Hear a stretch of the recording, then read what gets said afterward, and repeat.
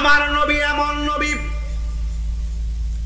যিনি দুলনার মধ্যে শোয়া অবস্থায় বয়স মাত্র 2 দিন। আব্দুল্লাহ ইবনে আব্বাস রাদিয়াল্লাহু তাআলা আনহু বলেন, আমি দেখলাম বিনা বাতাসে দুলনাটা লড়তেছে। শুধুমাত্র দুলনা লড়ে আব্বা, নবীর দুলনা মুবারকটা দেখা দেখা আকাশের চাঁদ দুলতেছে। চমৎকার কণ্ঠ, তাই না? সুমধুর কণ্ঠে চমৎকার ভাবে বয়ান করছেন তাহিরি সাহেব। কিন্তু আপনি কি জানেন, এই চমৎকার কণ্ঠের আড়ালে জলজ্যান্ত একটা মিথ্যা হাদিস আপনাদেরকে শুনিয়ে দিয়েছে, যার কোনো ভিত্তি নেই, যার কোনো দলিল নেই, এমন একটা হাদিস আপনাদেরকে শুনিয়েছে। আমি প্রমাণ করছি, দেখুন।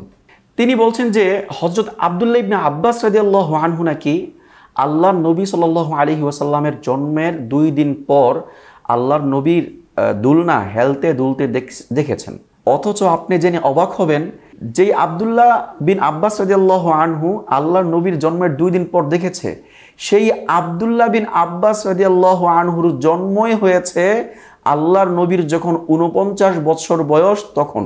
যার জন্মই হয়েছে আল্লাহর নবী সাল্লাল্লাহু আলাইহি ওয়াসাল্লামের 49 বছর বয়সে, সে আবার কিভাবে আল্লাহর নবী সাল্লাল্লাহু আলাইহি ওয়াসাল্লামের জন্মের 2 দিন পরের অবস্থা দেখতে পেল? কি অবাক হননি আপনারা? আমি দলিল দেখাচ্ছি। দেখুন, আমরা মাকতাবে শামেলে আসছি, এখানে আসমাউর রিজাল মানে সাহাবায়ে কেরামদের এবং যারা হাদিস বর্ণনা করেছেন সবার বর্ণনা, সবার ইতিহাস এখানে উল্লেখ আছে বিভিন্ন কিতাবে। তো আমরা প্রথমে আব্দুল্লাহ ইবনে আব্বাস রাদিয়াল্লাহু আনহুর যখন নামটা সার্চ করলাম, তখন ওনার জীবনী সংক্ষিপ্ত আকারে চলে আসছে। ওনার জীবনীতে লেখা ওনার জন্ম হয়েছে 619 খ্রিস্টাব্দে, অর্থাৎ আল্লাহ নবী সাল্লাল্লাহু আলাইহি ওয়াসাল্লামের জন্ম ছিল 570। তাহলে ওনার জন্ম যদি 619 হয়, তাহলে আল্লাহ নবী সাল্লাল্লাহু আলাইহি ওয়াসাল্লামের 49 বছর বয়সে আব্দুল্লাহ বিন আব্বাসের জন্ম হয়েছে। আল্লাহ নবী সাল্লাল্লাহু আলাইহি ওয়াসাল্লামের 49 বছর বয়সে জন্ম হওয়া লোকটা আল্লাহ নবীর জন্মের সময় অবস্থা কেমনে দেখলো আমার বুঝেই আসে না।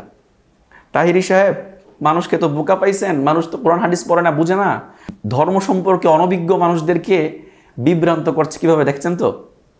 এজন্য বলি, যারা এই সমস্ত আলেমদের থেকে দিন শিখেন তারা একটু সতর্ক হন, নয়তো আপনিও বিভ্রান্ত হতে পারেন।